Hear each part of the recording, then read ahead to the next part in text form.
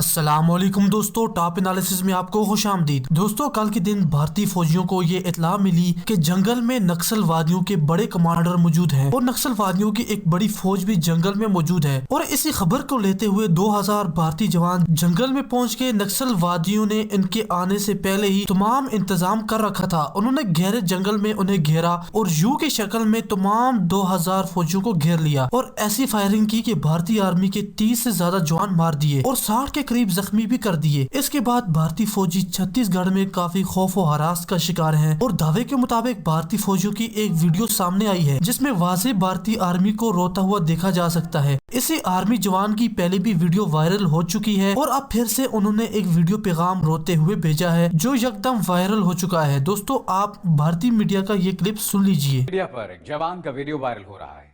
दुश्मनों का मुस्कुराकर सामना करने वाला जवान बिलक बिलक कर रो रहा है।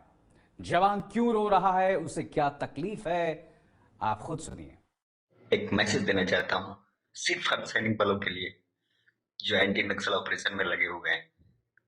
सभी जवानों से, सभी अधीनस्थ अधिकारियों से, सभी अधिकारियों से गुजारिश करता हूँ कि बहुत हो गया, अब बर्दाश्त नहीं। कसम खाइए आप इस चीज को, बहुत हो गया। हमको हमें अपने जवान के खून का बदला खून से चाहिए, नहीं चाहिए पैसा।